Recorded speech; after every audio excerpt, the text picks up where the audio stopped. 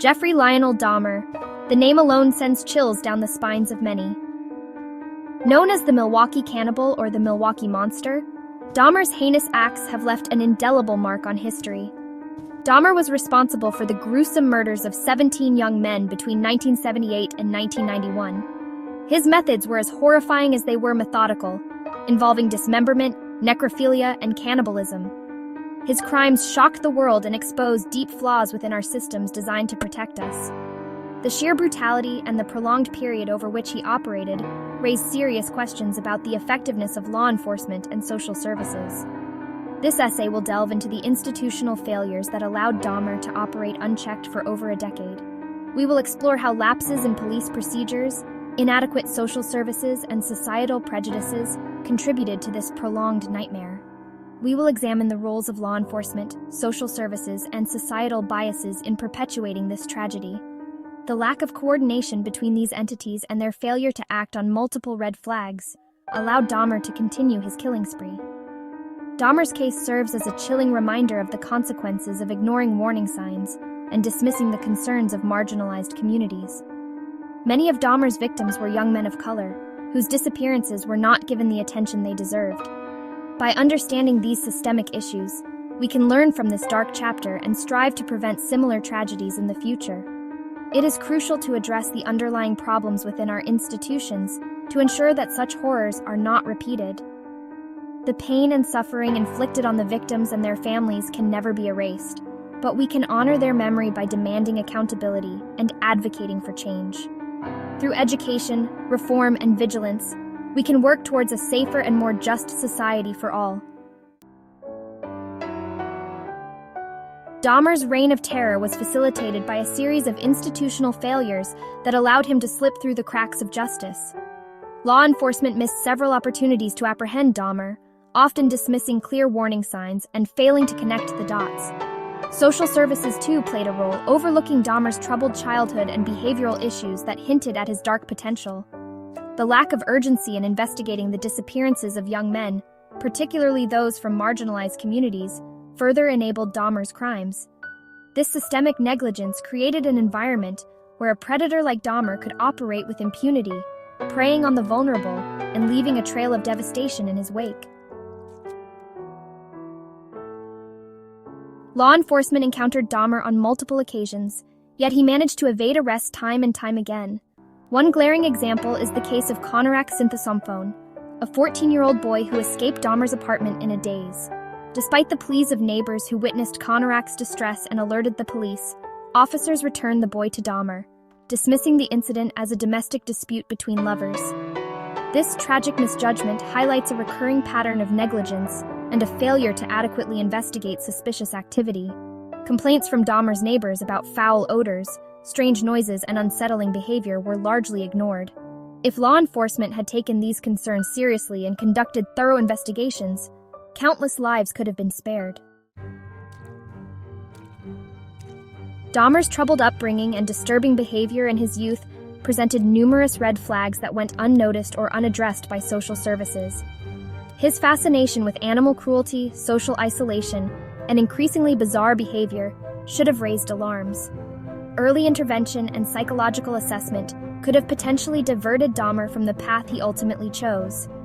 The failure to connect the dots between Dahmer's early warning signs and his later crimes exposes a critical gap in our social safety net. A more collaborative approach between law enforcement, social services, and mental health professionals is essential to identify and address potentially dangerous individuals before they harm others. Section 5. Societal biases and delayed responses. The delayed response to Dahmer's crimes was exacerbated by societal biases that marginalized his victims. These biases were deeply ingrained in the fabric of society, affecting how cases were prioritized and investigated.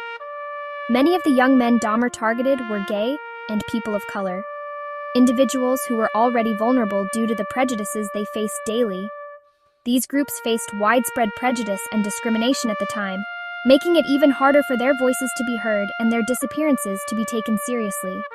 Their disappearances were often met with indifference or dismissed as insignificant by both law enforcement and society at large. This lack of urgency and concern from authorities allowed Dahmer to continue his heinous acts without immediate repercussions. This systemic bias created a climate of vulnerability where marginalized individuals were left unprotected and their plights unnoticed. This environment allowed Dahmer to operate with a sense of impunity, feeling confident that his actions would not be swiftly addressed. He believed that the lives of his victims were disposable, a belief reinforced by the lack of immediate action from those who were supposed to protect them. The dehumanization of marginalized communities hindered a timely and effective response, causing prolonged suffering for the victims' families and communities. This tragic oversight highlights the urgent need for greater sensitivity, awareness, and a commitment to equal protection under the law.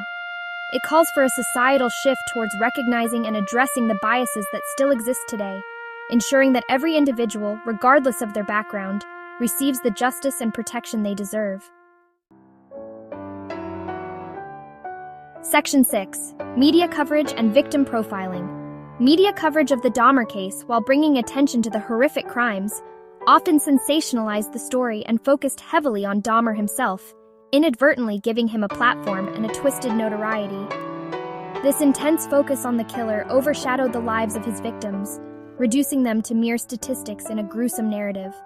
Furthermore, the media's portrayal of Dahmer's victims often reinforced harmful stereotypes, contributing to their dehumanization and perpetuating the cycle of bias that made them targets in the first place. It is crucial to remember that behind every headline and news report were real people with families, dreams, and futures stolen from them. Section 7. Focusing on the victims' stories. While it is essential to understand the institutional failures and societal biases that allowed Dahmer's crimes to occur, we must also delve deeper into the lives that were affected by these heinous acts. It is equally important to shift the focus to the victims and their stories, to give a voice to those who can no longer speak for themselves. These young men were more than just victims. They were individuals with dreams, aspirations, and futures that were unjustly taken from them. They were sons, brothers, friends, and integral members of our community, each with their own unique stories and contributions. Their lives were intertwined with those of their families, friends, and neighbors, creating a tapestry of relationships and memories. Their lives were tragically cut short, leaving a void that can never be filled. Their voices deserve to be heard. Their stories deserve to be told. By sharing their stories, we honor their memory and ensure that they are not forgotten. We must remember the human cost of these tragedies, the pain and suffering endured by the victims and their loved ones. We must also recognize the resilience and strength of the communities that have come together in the wake of these events. It is through their collective efforts that we can work towards a future where all individuals feel safe, valued, and protected. Regardless of their race, sexual orientation, or socioeconomic status, every person deserves to live in a world free from fear and violence. By focusing on the victims' stories, we take a step towards that future. Section 8. Lessons learned and systemic improvements. The Dahmer case stands as a stark reminder of the devastating consequences of institutional failures, societal biases, and the dehumanization of marginalized communities. We must learn from these mistakes and implement systemic improvements to prevent similar tragedies from occurring in the future. Law enforcement agencies must prioritize sensitivity training, cultural competency, and thorough investigations, treating every missing person case with the same level of urgency and respect. Social services need increased funding and resources to address mental health issues, identify early warning signs, and provide appropriate interventions.